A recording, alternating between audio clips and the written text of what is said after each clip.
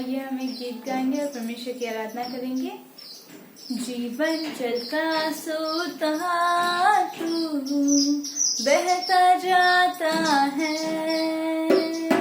जीवन जल का सोता तू बहता जाता है, निर्जल भूमि पर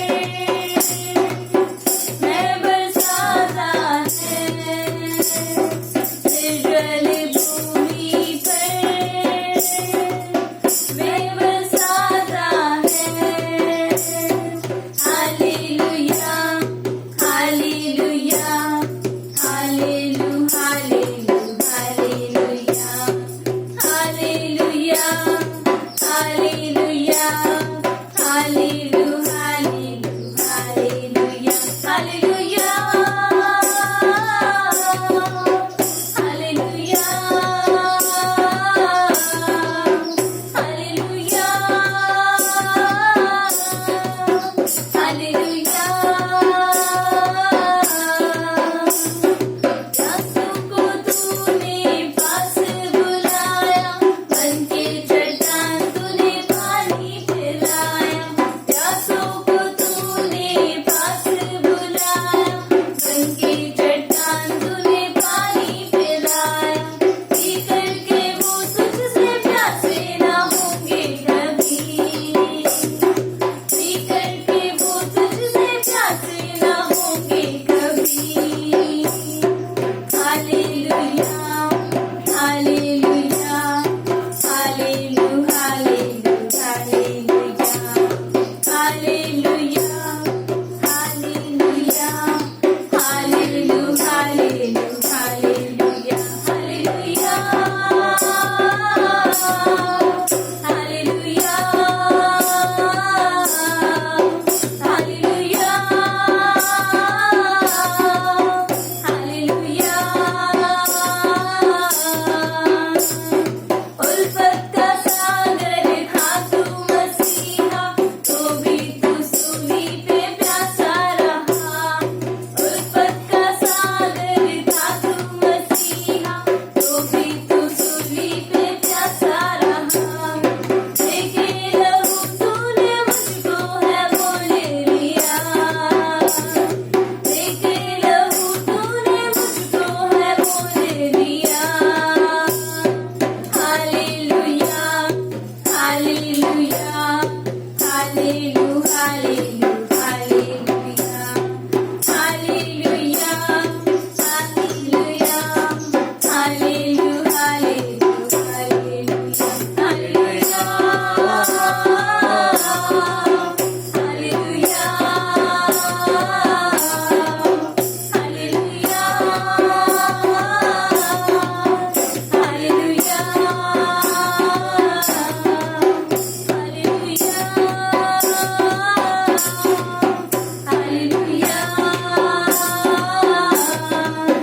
हालेलुया हालेलुया हालेलुया।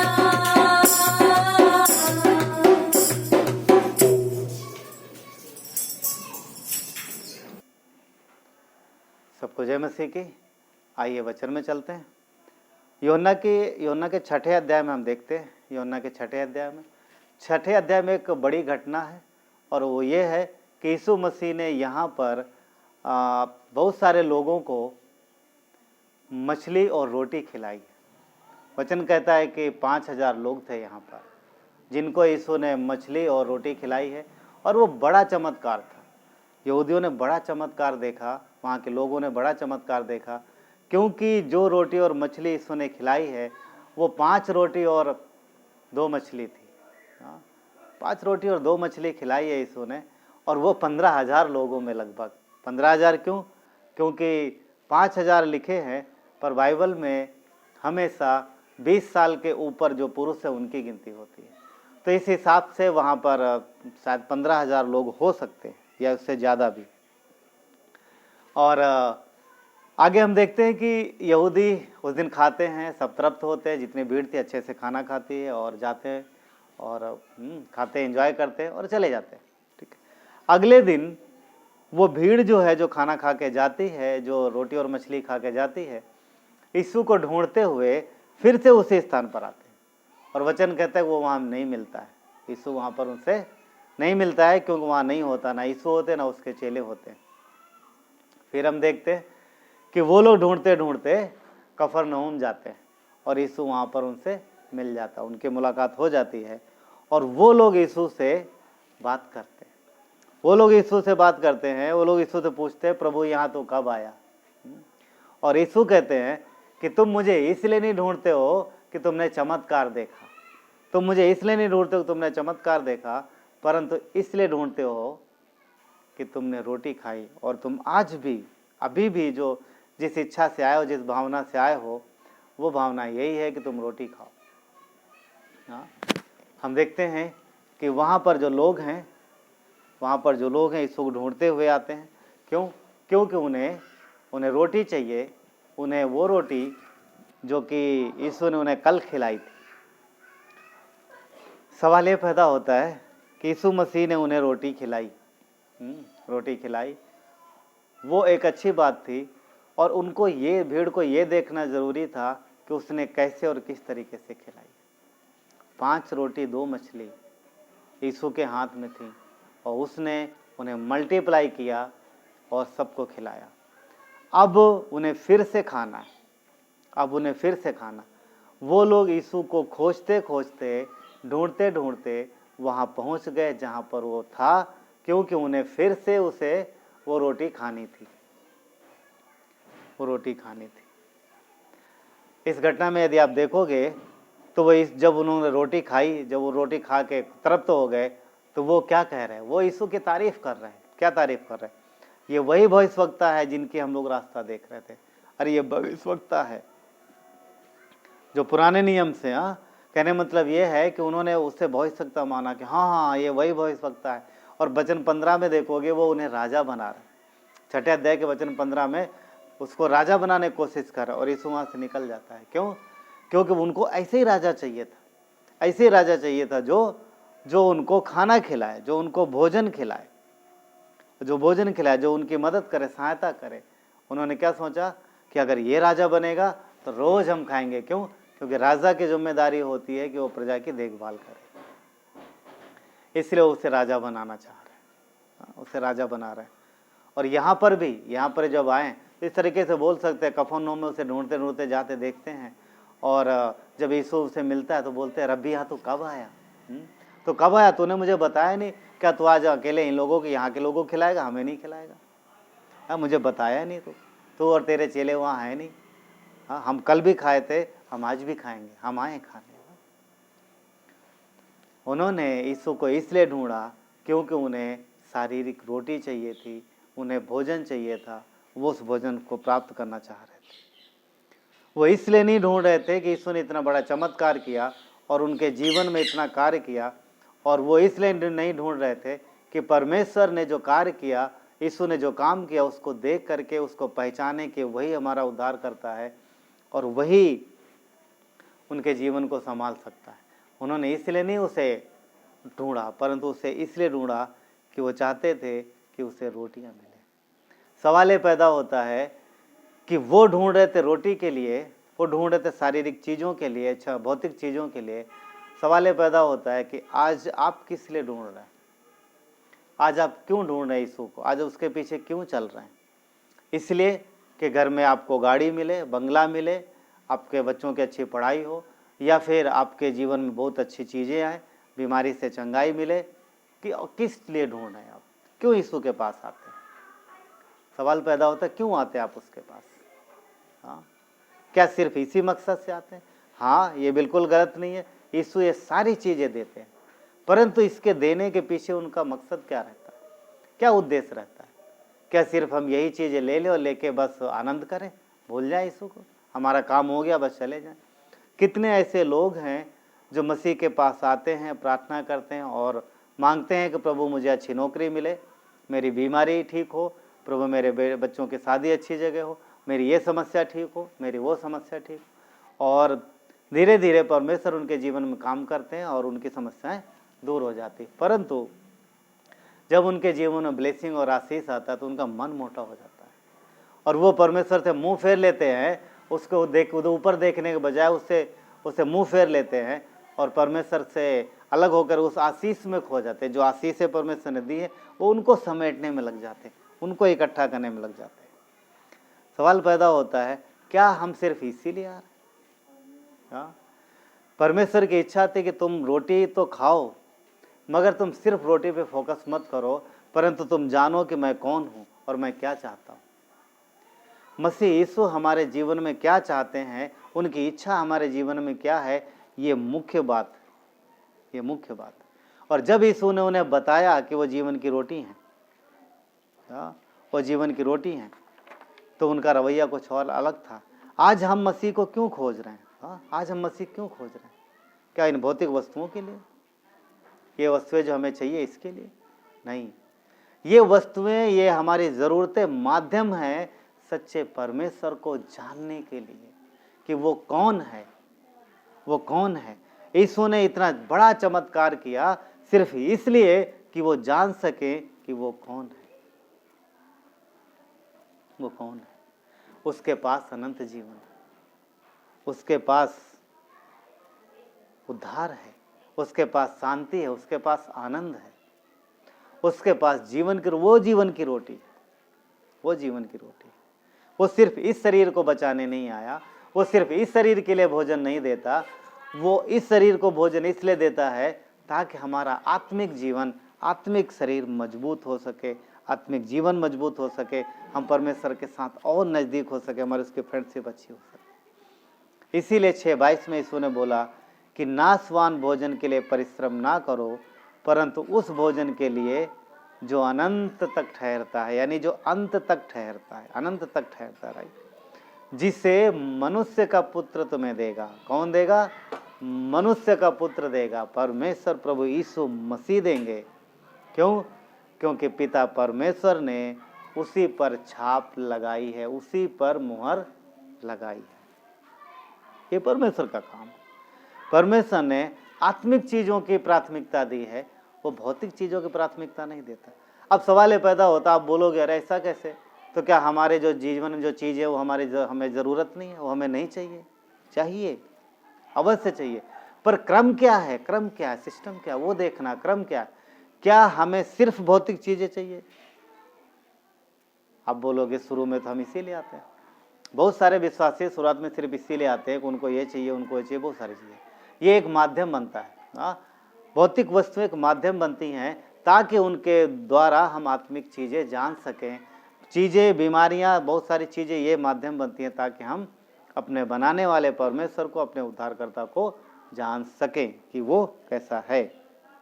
ये सिर्फ माध्यम बनती है, परंतु परमेश्वर चाहते हैं कि हम क्रम से जाएं। क्रम क्या है? क्रम क्या है? जब हम विश्वास कर चुके हैं, जब हम जान चुके हैं कि परमेश्वर कौन है, प्रभु यीशु क्या है, उसने क्या किया मेरे जीवन में, तो अब वो चाहता है कि हम विश्वास से चलें, विश्वास से चले। इसीलिए मत्ती 6:33 यहाँ पर वचन कहता है कि पहले तुम उसके धर्म और राज्य की खोज करो, बाकी सारी वस्तुएं तुम्हें मिल जाएंगी जो तुम्हें चाहिए। क्या सारी चीज़ों का स्वामी परमेश्वर नहीं है? क्या सारा अधिकार प्रभु यीशु के पास नहीं है? है। क्या वो हमसे, आपसे प्यार नहीं करता? करता है। तो फिर क्यों? आप सोचोगे जब प्यार करता है, सारी चीज़ें उसके पास है, तो फिर हमें वो चीज़ें मिलती क्यों नहीं? याकूब कहता है तुम मांगते हो तुम्हें मिलता है, इसलिए नहीं क्योंकि तुम बुरी अभिलाषा के द्वारा मांगते हो। मीनिंग क्या है? आप बोलोगे हैं काहे की बुरी अभिलाषा? मैं अगर बीमार हो तो मुझे चंगाई होना बुरी अभिलाषा? चंगाई तो ज़रूरत है। मेरे घर की आवश्यकता है पूरी नहीं हो रही, मुझे ज़रूरत है फाइनेंस की, ऑफकोर्स। पर तरीका पता है क्या? तरीका, क्रम क्या है? हम किस उद्देश्य से खोज रहे हैं, किस उद्देश्य से मांग रहे हैं, ठीक है, वो हमारा उद्देश्य जरूरी, अच्छा होना जरूरी है, साथ ही साथ हमारा तरीका भी जरूरी है। पहले, अब जबकि हम जान चुके हैं मसीह यीशु को, जबकि हम विश्वास कर चुके हैं, तो अब हमें पहले उसके धर्म यानी उसके वचन के, उसकी इच्छा की खोज करना है, उसकी इच्छा की खोज करना है। जब हम उसकी इच्छा को खोज करेंगे तो परमेश्वर हमारे जीवन में सारी चीज़ें लेके आएगा। वो हमारे जीवन, मसीह यीशु सारी चीज़ें लेके आएंगे हमारे जीवन में जो हमारे लिए आवश्यक है। आप कहोगे ऐसा कैसे? हमें आज चाहिए? ऑफकोर्स आज चाहिए। क्या परमेश्वर के पास सारी चीज़ों की सामर्थ्य नहीं है? क्या वो हमारी ज़रूरतों को नहीं जानता? ऑफकोर्स जानता है, सब चीज़ें जानता है। तो जब जानता है तो फिर उसके पास हर एक चीज़ की क्षमता है, इसलिए हमें डरने और घबराने की ज़रूरत नहीं है। अगर परमेश्वर ने कहा है कि पहले हम उसके धर्म की खोज करें, धर्म की खोज करें मतलब पता है क्या? उसके वचन को जानना, उसके वचन को समझना और उस पर चलना, उस पर चलना। हाँ, ऐसा नहीं कि सुना और सुन के नहीं, वैसा नहीं। याकूब 1 में क्या बोलता है? वचन के सुनने वाले ही नहीं, उस पर चलने वाले भी बनो। तो मत्ती 6:33 में वही बात है, पहले हमें समझना है, फॉलो करना। अगर हम परमेश्वर की इच्छा अनुसार चल रहे हैं, उसके वचन के अनुसार अपने जीवन में कार्य कर रहे हैं, रोजमर्रा के जीवन में जब हम परमेश्वर के वचन को महत्व देते हैं और सोचते हैं कि जो हम कर रहे हैं क्या वो परमेश्वर के वचन के अनुसार है या नहीं है, अगर इस तरीके से हम प्रैक्टिस करते हैं, इस तरीके से हम अपने जीवन में लागू करते हैं, इन सारी चीज़ों को ध्यान देते हैं कि मैं जो कर रहा हूँ काम इस समय प्रेजेंट में, क्या वो वचन के अनुसार है? अगर है तो क्या मेरा तरीका वचन के अनुसार है? जैसा परमेश्वर ने कहा वैसा जरूरी जानना। सिर्फ भौतिक वस्तुओं के लिए परमेश्वर के पीछे आने का क्या मतलब है? हाँ, वो लोग इसीलिए आ रहे थे और आप देखोगे वो आए जरूर, पर दूसरे दिन उन्हें वो भोजन मिला नहीं मिला, वो चले गए ऐसे ही। क्यों? क्योंकि उनका उद्देश्य गलत था। यीशु ने जो तरीका बताया उन्हें वो तरीका पसंद नहीं आया। परंतु धन्यवाद कि हम और आप वो लोग हैं, हमने उस भौतिक रोटी के पीछे नहीं, परंतु हमने आत्मिक रोटी का पीछा किया। हम उस आत्मिक रोटी के पीछे चले हैं, भौतिक रोटी के पीछे नहीं। क्यों? क्योंकि हम परमेश्वर के लोग। अब जब हम जान चुके मसीह यीशु को कि वो कौन है, तो फिर हम शारीरिक रोटी के पीछे नहीं जाते, क्योंकि शरीर की रोटी के पीछे जाने का मतलब यही है कि फिर हमें कष्ट और तकलीफ़ें मिलेंगी। निर्गमन के 32 अध्याय में एक बड़ी संख्या में लोग शरीर की रोटी के पीछे भागे और उन्होंने बलवा किया, उन्होंने परमेश्वर के विरुद्ध हर वो काम किया, शरीर के पीछे भागे, शरीर के अभिलाषा के पीछे भागे वो लोग। आप सब जानते हैं, आपने पढ़ा ये घटना 32 अध्याय में, जब मूसा 10 कमांडमेंट्स लेके आ रहा, 10 आज्ञा लेके आ रहा था, नीचे आके देखता है कि सब लोग अपने सब लोग बिगड़ गए हैं और उनके कार्य जो हैं वो परमेश्वर की इच्छा के विरुद्ध है। वो हर वो काम कर रहे हैं जो परमेश्वर नहीं चाहता है। और यहाँ पर क्या हो रहा है? वो किसके पीछे भाग रहे? शारीरिक अभिलाषाओं के पीछे भाग रहे हैं। और उस दिन वचन कहता है कि उस दिन 3000 लोग, उस दिन 3000 लोग मारे गए, उनका जीवन नष्ट हो गया। पता, सिर्फ वो शरीर से नष्ट नहीं हुए, आत्मा से भी नष्ट हो गए, आत्मा से भी नष्ट हो गए। परमेश्वर नहीं चाहता एक भी नष्ट हो, वो चाहता है कि सबके सब बचाए जाए, एक भी ना नष्ट ना हो। वो चाहता सब बचाया जाए, सब बचाया जाए। तो हम शारीरिक चीज़ों के पीछे नहीं, परंतु शारीरिक रोटी के पीछे नहीं, परंतु हम परमेश्वर के महिमा के पीछे, उसके वचन के पीछे, उसके आत्मिक रोटी के पीछे भागते हैं। हम परमेश्वर की खोज इसलिए नहीं कर रहे हैं कि सिर्फ हमें धरती तक ही ब्लेसिंग करे, परंतु हमें हर वो काम जो परमेश्वर को पसंद है करना है, ताकि हम धरती के साथ साथ स्वर्ग में भी महिमा पाएं, स्वर्ग में भी हम परमेश्वर से महिमा पाएं। क्यों? क्योंकि शरीर के पीछे मन लगाना मृत्यु है, परंतु आत्मा पर मन लगाना जीवन और शांति है। रोमियो 8:6 और 7 में क्या कहता है? रोमियो 8:7 में, शरीर पर मन लगाना तो परमेश्वर से बैर रखना है। शरीर पर मन लगाना तो परमेश्वर से बैर रखना है। शरीर पर मन लगाने का मतलब क्या है?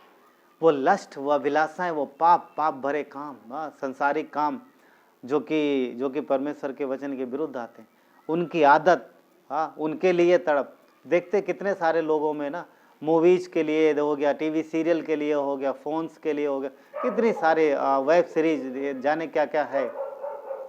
इन सब चीज़ों के लिए लोग कितना समय निकालते हैं, जल्दी जल्दी जॉब से जाते हैं, जॉब खैर आजकल तो बहुत सारा मोबाइल जब से आ गया तब से लोग तो कहीं भी देख लेते हैं। परंतु पॉइंट क्या है कि इनके लिए अभिलाषा रहती है, लोग समय निकालते हैं, हाँ, इसके लिए उनके अंदर तड़प रहती है। क्या विश्वासी होने के नाते वचन के लिए तड़प है? क्या परमेश्वर के साथ प्रार्थना के लिए वही तड़प है, वही जोश है कि नहीं मुझे जाना ही जाना, मुझे करना है, जो मर्जी हो जाए मुझे जाना है? क्या वो भूख है? हाँ। क्या हम शारीरिक कामों में सिर्फ कर रहे? हम परमेश्वर के लोग सिर्फ शरीर की चीजें नहीं पीछे नहीं भागते। हमें शारीरिक चीजों के पीछे भागना भी नहीं है, क्योंकि यहूदी शारीरिक चीजों के पीछे भाग रहे थे। वो शरीर की रोटी प्राप्त कर रहे थे और उन्हें वो नहीं मिली। एक बार खाया, परमेश्वर ने उदाहरण दे दिया, दोबारा वो नहीं पाए। हम किसके पीछे भाग रहे हैं? हमारा जीवन जो कि मसीह यीशु ने बचाया है, जो हम मसीह में बचाए गए, उसने क्रूस पर हमारे लिए जान दी है। हाँ? उसने हमारे सारे पापों का दंड चुकाया, उसने क्रूस पर, वो मरा है हमारे आपके लिए, उसने तकलीफें सही, कष्ट सही हमारे और आपके लिए। तो क्या हम इन्हीं चीज़ों के लिए भागते रहे? उसकी इच्छा जो है हमारे जीवन में, क्या वो पूरी ना हो? हाँ, क्या वो पूरी ना हो? हम सिर्फ अपनी इच्छा पूरी करते रहे। कितने सारे लोग, कितने सारे विश्वासियों को मैं देखता हूँ, मैं जानता हूँ कि वो सिर्फ अपनी इच्छा पूरी करते हैं। प्रभु मेरे जीवन में ये करो, प्रभु मेरे जीवन में ये करो, प्रभु मेरी ये मर्जी, प्रभु ये मेरी मेरी मेरी मेरी मेरी। कभी नहीं कहते प्रभु आपकी मर्जी क्या हो मेरे जीवन में पूरी हो। कभी नहीं कहते प्रभु आपकी मर्जी मेरे जीवन में पूरी हो। यूहन्ना बपतिस्मा देने वाले ने क्या बोला? तू बढ़े मेरे अंदर और मैं घटूं। और कितने सारे विश्वासी मैं मेरा, मेरे लिए। ऑफ कोर्स परमेश्वर करेगा हमारे आपके लिए। वचन कहता है कि हमारे मांगने से पहले जानता है हमारी जरूरत है क्या। परंतु क्या हमें विश्वासी होने के नाते ये जानने की जरूरत नहीं कि परमेश्वर हमारे विषय में क्या सोचता है, क्या सोच है उसकी? हाँ, क्या घुटने में जाके नहीं बैठना, प्रभु बताओ आपने मुझे क्यों बचाया, हाँ, क्यों, क्या उद्देश्य है मेरे लिए, आपने मुझे बताओ मैं मेरे जीवन में क्या, हाँ, मैं कैसे आपके लिए इस्तेमाल हो सकता हूँ। एक विश्वासी होने के नाते आपको पूछना है, जाना है परमेश्वर के पास। ये मुख्य बात है, ये जानना जरूरी। परमेश्वर ने बचाया है, इस बचाए गए जीवन में, इस नए जीवन को वो कैसे इस्तेमाल करना चाहता है, हमें उससे पूछना है। तब सही मायने में हमारे जीवन से परमेश्वर को महिमा मिलेगी। सिर्फ इसलिए नहीं कि प्रभु मुझे ये चाहिए, मुझे वो दो, मुझे दो नहीं, अवश्य देगा। वो सब कुछ जानता है, उसे पता है, वो प्यार करने वाला परमेश्वर है। परंतु हमारा और आपका रोल क्या है? हम किस लिए ढूंढ रहे हैं उसे, क्यों भाग रहे हैं उसके पीछे, क्यों आ रहे हैं हम प्रभु की संगति में, हाँ, क्यों आ रहे हैं? उद्देश्य ये समझना, जानना, ये सवाल ये क्यों आ रहे हैं। परमेश्वर की मर्जी को समझना जरूरी है। परमेश्वर हमें और आपको कई बार हमारे जीवन में कुछ अलग तरीके से काम करता है, कई बार सोच से बाहर काम करेगा, कई बार आपकी प्रार्थनाओं को सुनेगा, आपकी आवश्यकताओं के लिए कई बार आपको ऐसी जगह भेज देगा जहाँ पर आप सोच भी नहीं पाएंगे, हाँ, यहाँ से मेरी जगह पूरी होगी, मेरी आवश्यकता पूरी होगी, इस जगह से, इस आदमी के द्वारा। हम क्या सोचते? हम सोचते नहीं, अगर हमारे पास समस्या इतनी बड़ी है तो हम सोचते हैं ना उपाय इतना बड़ा होना चाहिए। अगर हमारी समस्या इतनी बड़ी तो हम सोचते हैं और बड़ी जगह हम जाएंगे जहाँ पर पूरी हो सके, जहाँ पर हमारी समस्या हल हो सके। क्यों? क्योंकि हमारा मनुष्य का स्वभाव, हम ऐसी स्थानों को देखते, ऐसे व्यक्तियों को देखते जो योग्य हों, जो एबल हों, जो योग्य हों और जो हमारी मदद कर सके। परमेश्वर का तरीका कुछ अलग है, अलग तरीके से वो अद्भुत काम करता है। कई बार हमें और आपको ब्लेस करने के लिए वो सामने वाले को भी ब्लेस करता है। ऐसी घटना हमें मिलती है एक दूसरा राजा, पहला राजा 17 अध्याय में। पहला राजा 17 अध्याय में एलिया नबी है जो इजराइल की रानी एजबेल के डर की वजह से छुपा हुआ है। परमेश्वर ने उसे छुपने के लिए बोला, वहाँ पे छुपा हुआ है, एक नाले में छुपा है। वहाँ पर उसे अब नाला सूख गया है, खाने के लिए पीने के लिए पानी नहीं है। एलिया ने प्रार्थना करी, प्रभु मैं क्या करूं, मैं किधर जाऊं? परमेश्वर ने उसकी प्रार्थना सुनी और उसे एक उत्तर दिया कि तू यहाँ से निकल और सारपत नामक नगर में जा, वहाँ एक विधवा मिलेगी, वो तेरे खाने पीने का इंतजाम करेगी। एलिया खुश हो गया, प्रेज गॉड, परमेश्वर की महिमा हो, परमेश्वर धन्यवाद, मैं जा रहा हूँ। ठीक है, एलिया जाता है, जा करके जब देखता है तो वहाँ पर वो विधवा से जब मिलता है तो देखता है कि उसके पास बहुत आज भर का सिर्फ उसी समय के लिए, वो भी थोड़ा सा, सिर्फ उसके थोड़ा सा राशन बचा है, कुछ नहीं उसके पास। आप देख रहे हैं यहाँ पर, अगर एक दूसरे नजरिए से देखा जाए तो अगर साधारण तरीके से सोचो, एक अगर साधारण विश्वासी है, एक नॉर्मल विश्वासी है, वो जो कि इन सब चीज़ों की खोज में रहता है और देखता है कि उसे जहाँ भेजा गया है उसके पास खुद खाने के लिए नहीं है, उसके पास खुद उसकी ज़रूरतों पूरा करने के लिए नहीं है, वो क्या हमारा ना, वो ये सोच सकता है कि वो मेरे क्या ज़रूरतें पूरी करेगी। कहने का मतलब ये है कि जहाँ पर उसको भेजा गया था एलिया को, उस विधवा के पास कुछ नहीं था, वो मरने वाली थी। वचन क्या कहता है, वो कहती है कि आज ही का बचा और आज खाएंगे और मर जाएंगे। आप देख रहे हैं, परमेश्वर ने एलिया को इसलिए वहाँ भेजा कि उसे वहाँ भोजन मिले, वो ताकि वो जीवित रहे, और जहाँ वो जाता है, जिसके पास वो भेजा जाता है, वो खुद मरने वाला है, उसके पास कुछ नहीं है। अब ऐसे में एक साधारण व्यक्ति कैसा सवाल करेगा, प्रभु यही स्थान मिला था आपको मुझे भेजने के लिए, इसी के घर भेजा, इसके पास खुद खाने के लिए नहीं है। क्या ऐसी सीन हम लोगों ने देखी नहीं है? देखी, हाँ देखी। परंतु एलिया का ऐसा कोई भी रिस्पांस नहीं था। वो जानता था, वो परमेश्वर के हृदय को जानता था, उसकी इच्छा को जानता था, उसकी सामर्थ्य को जानता था। अगर परमेश्वर ने कहा है उस घर से तुझे भोजन मिलेगा तो इसका मतलब मिलेगा। अगर परमेश्वर ने बोला है कि वहाँ वो स्त्री तुझे खिलाएगी तो खिलाएगी, उसके पास है या नहीं है उससे कुछ फर्क नहीं पड़ता। क्यों? क्योंकि परमेश्वर के पास वो सामर्थ्य है कि कुछ नहीं में से सब कुछ बना देते हैं। हम जानते हैं, वचन में लिखा है कि जो सारी चीज़ें दिखती हैं ना, वो कुछ नहीं था, शून्य में से परमेश्वर ने सब कुछ बनाया। राइट, उत्पत्ति में हम देखते हैं उसने शब्द कहा और सब बन गया। तो इससे कुछ फर्क नहीं पड़ता कि उसके पास आटा है, उसके पास भोजन वस्तु है या नहीं है, परमेश्वर ने बोला है तो होगा और वो खिलाएगी। ये उसका भरोसा था, हाँ ये उसका भरोसा था।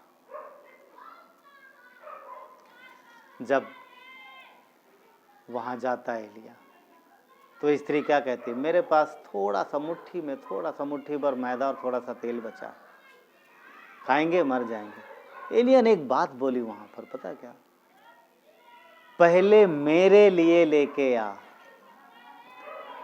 पहला राजा 17 अध्याय वचन 13 में एलिया ने एक बात कही है कि पहले छोटी रोटी बना के मेरे लिए लेके आ, उसके बाद तू खाना। और यदि तू ऐसा करेगी तो ना तेरे घर में मैदा घटेगा ना तेल घटेगा उस घड़े में। और देखिए यहाँ पर वो स्त्री जाती, उसने एलिया के वचनों पर भरोसा किया, विश्वास किया और गई और उसने किया। समझ रहे, गई और किया। हमें भरोसा रखना है, हमें विश्वास रखना है। वहां पर कोई स्वर्गदूत प्रकट नहीं हुआ, वहां पर कोई फरिश्ता आकर के नहीं बोला हाँ कि हे विधवा ये स्त्री तेरे घर में ऐसा ऐसा होने वाला नहीं। एलिया एक साधारण मनुष्य था और वो परमेश्वर का नबी था। अब वो उस स्त्री के सामने है और एक साधारण व्यक्ति उसको बोल रहा है कि तू अगर ऐसा करेगी तो तेरे जीवन में ऐसा, यदि तू छोटी रोटी मुझे बना के देगी, पहले मुझे देगी उसके बाद। समझ रहे? यहाँ पर एक बात, हम अपने जीवन में किसको प्रथम स्थान देते हैं, अपनी जरूरतों को या परमेश्वर को, अपनी इच्छा को या परमेश्वर को, अपनी मर्जी को या पूरी करते हैं या परमेश्वर की मर्जी को पूरी करते हैं। हम किसको पहला स्थान देते हैं, ये जानना है हमें, अपने आप को जांचना। दिन भर जब हम रहते हैं, बाहर काम करते हैं, जॉब पे रहते हैं, नौकरी में जाते हैं, स्कूल जाते हैं, एवरीथिंग कहीं भी जाते हैं, दिन भर में जो हमारा रवैया है, जो हमारा दैनिक काम, उसमें हमारे जीवन में कौन ऊपर रहता है? मैं खुद ऊपर रहता हूँ या परमेश्वर ऊपर रहता है? मैं ऊपर रहता हूँ या परमेश्वर ऊपर रहता है? कौन ऊपर रहता है? कौन ऊपर रहता है ये जानने की जरूरत है। हम किसको प्रथम स्थान देते हैं? छोटी रोटी पहले मेरे लिए के, पहले परमेश्वर क्या कहता, पहले मेरे लिए, परमेश्वर को प्रथम स्थान देना। छोटी रोटी, पता परमेश्वर ने एलिया के द्वारा, वहाँ एलिया ने उसे ये नहीं बोला कि तो एक काम कर, तू बड़ी रोटी बनाओ, पहले मेरे लिए लेके आ और छोटी तू रख, नहीं। एक्चुअली पता क्या, यहाँ पर परमेश्वर 10 मांस का भी एक सिद्धांत दे रहा है। 10 में से 9 तुम रखो, एक मेरे लिए लेके आओ। 10वां हिस्सा, छोटा वाला हिस्सा, एक छोटा वाला हिस्सा, ज्यादा नहीं चाहिए, एक जो छोटा वाला, वो मेरे लिए लेके आओ, मेरे भवन के लिए लेके आओ। अगर आप ऐसा करते हो तो ना तो वो मैदा घटेगा, ना वो तेल घटेगा, ध्यान रखना। समझ रहे हो? हम महिमा किसको दे रहे हैं, किसको महिमा दे रहे हैं? आप परमेश्वर को खोज रहे हैं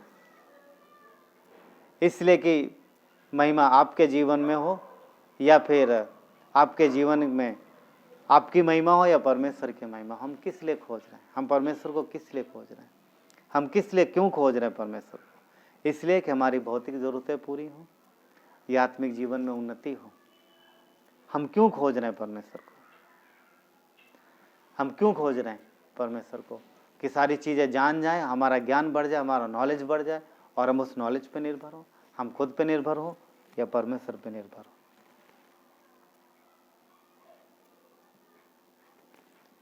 क्यों खोज रहे हैं? यहूदी यीशु के पास गए, जिसको हम खोजते हैं हम उसके निकट जाते हैं, उसके पास जाते हैं। तो जब हम उसके पास जा रहे हैं तो हमें उसकी इच्छा को समझना है, ताकि परमेश्वर की महिमा हमारे जीवन में हो, हमारे जीवन में। कठिनाइयों, तकलीफ, परेशानियों में क्या हम घबरा रहे हैं ज़्यादा? हमारा भरोसा किस पर है? हाँ, हमारा भरोसा किस पर है? ये हमें जानने की जरूरत है। सारपत की विधवा के जीवन में बहुत कठिन समय चल रहा था। अगर आप ध्यान से देखेंगे इसको तो उसका शब्द क्या है कि थोड़ा सा बचा है और खाएगी मर जाएगी, लास्ट, कुछ नहीं। मृत्यु मनुष्य के जीवन में जब उसके जानबूझ कर आती है तो यह बड़ा एक्चुअली उसके लिए डराने की बात है। बहुत ही ये एक तरीके से मीन्स कि बहुत ही घबराने वाली बात है। उस स्त्री को पता लग रहा था कि बस खत्म, वो भूख से मर जाएंगे, अंतिम समय, आखिरी भोजन है उनका। अब ऐसे में भी एलिया आता है और कहता मुझे छोटी रोटी दे। यहाँ पर उस स्त्री का विश्वास देखिए, उसने बना के दिया और भरोसा रखा, भरोसा रखा उस पर। क्या हम भरोसा रखते हैं अपने अगुवे के वचनों पर, अगुवे के शब्दों पर, जो सलाह दी जा रही, क्या हम क्या आप भरोसा रखते हैं अपने पास्टर की सलाह पर? भरोसा रखते हैं? यदि भरोसा रखते हैं तो वचन के द्वारा दी गई सलाह पर चलिए, परमेश्वर आपके जीवन में बदलाव लेके आएगा। अगर हम भरोसा नहीं रखते हैं, अपने अगुआ, अपने पास्टर की बात पे भरोसा नहीं रखते, अपने लीडर की बात पे भरोसा नहीं रखते, तो ध्यान रखिएगा आप परमेश्वर पे भरोसा नहीं रखते। क्यों? क्योंकि परमेश्वर ने ही उन्हें ठहराया। पास्टर और टीचर परमेश्वर के द्वारा ठहराए गए। वो कलीसिया का चरवाहा है और आप चरवाहे की बात नहीं सुनते भेड़ होके, तो फिर यीशु की बात क्या सुनेंगे? मज़े संहिता 31 का 1 कहता है कि हे परमेश्वर, मेरा भरोसा तुझी पर है। तो वो भरोसा जो परमेश्वर पे है वो प्रकट कैसे करेंगे? एलिया की बात सुन करके उसने वो रोटी बनाई और एलिया के पास लेके आई। ये उसके विश्वास का प्रकटीकरण था। तो जब हमें अपने अगुवे के द्वारा, अपने पास्टर के द्वारा जो काम दिया जाता है, जो कहा जाता है करने के लिए, जब हम उस पर भरोसा करते और उस भरोसा करके उस काम को करते हैं, तो ये हमारे जीवन में हमारे परमेश्वर के प्रति हमारे विश्वास को प्रकट करता है, उसके भरोसे को प्रकट करता है। भरोसा है, विश्वास करते हैं। यदि विश्वास करते हैं तो फिर उन सारी बातों को भी हमें मानना और समझना है। भजन संहिता 13:5 कहता है, परंतु मैंने तो तेरी ही करुणा पर भरोसा रखा है, मेरा हृदय तेरे उद्धार से मगन होगा। फिर हम परमेश्वर के कार्य अपने जीवन में देखेंगे। हाँ, परमेश्वर के कार्य अपने जीवन में देखेंगे। जो शब्दों पे, जो वचन पे मन लगाता है, जो वचन पे मन लगाता है, जो ध्यान से सुनता है और सुन करके उस पर चलता है, परमेश्वर उसके जीवन में अद्भुत काम करता है। इस स्त्री ने सुना, समझा, कार्य किया और फिर उसके बाद हम और आप जानते हैं कि उसके घर में क्या हुआ, ना मैदा घटा ना कभी उसका तेल घटा। नीति वचन 16:20 कहता है, जो वचन पर मन लगाता है वो कल्याण पाता है, वो कल्याण पाता है, समझ में। और जो यहोवा पर भरोसा रखता है वो धन्य होता है। उस स्त्री ने भरोसा रखा, यहूदियों ने भरोसा नहीं रखा। उन्होंने खाया, चमत्कार देखा, चिन्ह देखा, परंतु उन्होंने भरोसा नहीं रखा। इसने भरोसा रखा, अभी तक खाया नहीं है। वो पेट भर के भरोसा नहीं रख पाए, ये खाली पेट भरोसा रख पा रही है। अब देख रहे हैं, ये परमेश्वर है। परमेश्वर चाहते हैं कि हम उन पर भरोसा करें, संपूर्ण तरीके से, पूरी तरीके से भरोसा करें और उनके पीछे चलें, उसके पीछे चलें। भजन संहिता 138:8 कहता है, यहोवा मेरे लिए सब कुछ पूरा करेगा। परमेश्वर सब कुछ पूरा करेगा क्योंकि उसको हमारा ध्यान है, समझ रहे हैं, उसको हमारा ध्यान है। यहूदी उस रोटी की खोज में थे जो तुरंत के लिए, उनके भोजन के लिए, जो उनके शरीर को तृप्त कर सकती थी, जो उनके शरीर की भूख मिटा सकती थी। परंतु परमेश्वर उन्हें वो रोटी देना चाहता था जो उनके आत्मिक भूख और शारीरिक भूख दोनों मिटा सकती थी, और वो यीशु स्वयं है, वो यीशु स्वयं है। और जब यीशु ने बोला कि मैं रोटी वो मैं हूँ, तो उनको वो पसंद नहीं आया, वो उस पर कुड़कुड़ाने लगे, वो उस पर बोलते हैं ये तो यूसुफ का पुत्र है। थोड़ी देर पहले बोले थे वही भविष्यवक्ता है, हाँ, थोड़ी देर पहले बोल रहे थे जब वो रोटी खा रहे थे उस दिन ना, वो बोलो वही भविष्यवक्ता है, परंतु अब बोलते अरे ये तो यूसुफ का पुत्र है, हम तो इसे जानते हैं, राइट। और यही वो लोग हैं जो उसे राजा बनाना चाह रहे थे। क्यों? क्योंकि अभी तो वो पेट भर के खिलाए, हाँ हमें ऐसे ही राजा चाहिए जो अच्छा, जो बढ़िया बढ़िया खाना खिलाए। मगर यीशु ने जब बोला तो उनकी समझ से बाहर हो गया, ये कौन सी रोटी है, ये तो अपने आप की बात कर। समझना चाहिए, सवाल पूछना चाहिए, कौन सी रोटी, ऐसे तो क्यों बोल सकता, बताओ मुझे। क्योंकि उन्होंने पूछा था एक सवाल कि कैसे चले हम परमेश्वर के राज्य में, और यीशु जब बता रहे हैं वो कुड़कुड़ाने लगे। क्यों? क्योंकि हृदय कठोर कर लिया उन्होंने। हर बार परमेश्वर वो तरीका नहीं बताएगा जैसा हम और आप सोचते हैं। कई बार व्यक्ति के मन में पता समस्या होती है, वो प्रार्थना करता है, प्रभु के पास जाता है, और उसके मन में पहले से एक सलूशन होता है, पहले से एक हल होता है कि प्रभु इस तरीके से करना है, इसी तरीके से कहना। हर बार परमेश्वर इस तरीके से नहीं करेगा, वो आपको एक अलग तरीका देगा।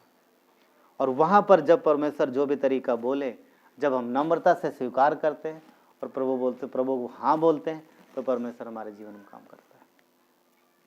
यहाँ पर यहूदियों को तरीका पसंद नहीं आया, नहीं ऐसे कैसे हो सकता, ऐसे नहीं हो सकता, क्यों, ये तो गलत है, ये तो गलत है। अफकोर्स परमेश्वर की बातें संसार की नज़र में गलत हो सकती, परंतु ध्यान रहे परमेश्वर कभी गलत नहीं है, संसार ही गलत होता है। हाँ?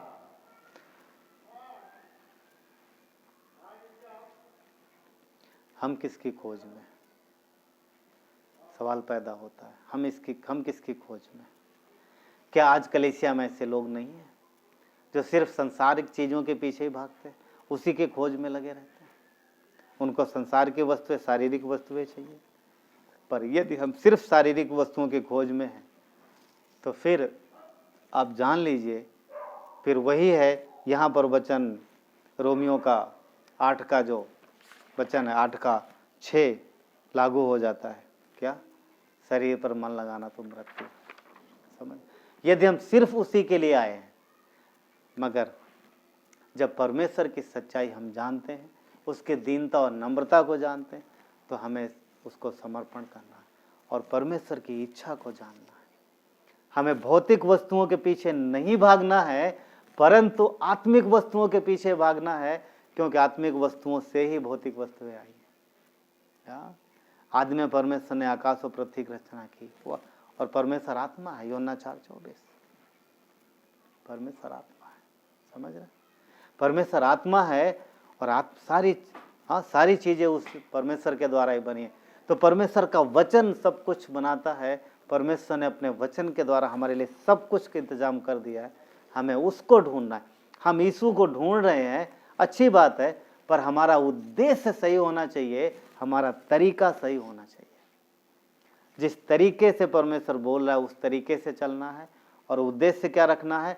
प्रभु मेरे जीवन में आपकी मर्जी पूरी हो, ना कि मेरे जीवन में मेरी मर्जी पूरी हो। प्रभु मैं जो कह रहा हूँ वो करो, ऐसा नहीं कहना है, परंतु हमें समर्पण हृदय से, नम्रता से उसके पीछे चलना है और यही कहना है कि परमेश्वर मैं आपको इसलिए खोज रहा हूँ ताकि आपकी महिमा को और जानूँ, ताकि आपकी इच्छा को और जानूँ, और जो उस इच्छा पे मैं चल सकूँ वो इच्छा मेरे जीवन में पूरी हो।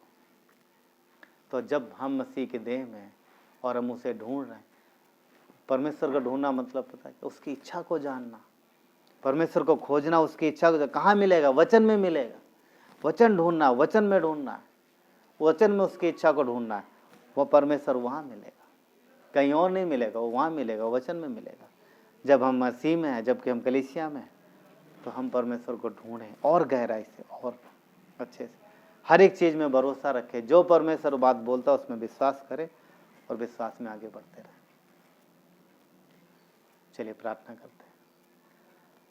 जीवित पिता परमेश्वर, अनुग्रहकारी और दयालु परमेश्वर, प्रभु धन्यवाद देते हैं परमेश्वर आपके प्रेम और दया के लिए। प्रभु यहूदी ढूंढ रहे थे आपको क्योंकि उन्हें शारीरिक रोटी चाहिए था, पर पिता आपने उन्हें उन पर प्रकट किया कि आप जीवन की रोटी हो। परमेश्वर हम शरीर की रोटी से पहले जीवन की रोटी की फिक्र करें, जीवन की रोटी के पीछे भागें, उसको ढूंढें, उसको खाएं, तो हमारा आत्मिक जीवन मजबूत होगा और जिससे कि हमारा भौतिक जीवन भी मजबूत होगा। हमें फिक्र नहीं है कि प्रभु हमारे जीवन में क्या चल रहा है, क्योंकि यदि हम आप पे निर्भर हैं परमेश्वर और आपकी इच्छा अनुसार चल रहे हैं तो सारी चीज़ें सही हो। धन्यवाद देते परमेश्वर, आपकी महिमा करते हैं। धन्यवाद देते प्रभु कि आपने हमारे लिए इंतज़ाम किया, आत्मिक जीवन प्रभु आपने दिया, हम नया जन्म पाएँ आप में, क्योंकि आप हमारे लिए मरे और तीसरे दिन जी उठे। आपने हमारे गुनाहों को क्रूस पर चुका दिया है। आज हम बचाए गए, आज हमने उद्धार पाया है, आज हम नए जन्म में। इसलिए हमें आत्मिक रोटी की ज़रूरत है प्रभु, क्योंकि हम आत्मा में जी उठे। अब हमें सिर्फ शरीर की रोटी की ज़रूरत नहीं है, हमें आत्मिक रोटी वो पहले चाहिए, हमारे अंदर उसकी भूख। प्रभु यीशु पिता प्रार्थना करते हैं कि हम सब आपको और खोजें और ज़्यादा, परंतु आपकी इच्छा अनुसार, सही उद्देश्य से, आत्मिक चीज़ों के लिए, क्योंकि आत्मिक से ही शारीरिक जुड़ी है। धन्यवाद देते परमेश्वर, प्रभु हर एक को ब्लेस करो, हर एक के जीवन से अपनी महिमा लो पिता। धन्यवाद देते हैं, सारा आदर गौरव महिमा आपको देते हैं। प्रार्थना विनती उद्धार करता प्रभु यीशु के नाम से मांगते हैं, आमीन आमीन। प्रेज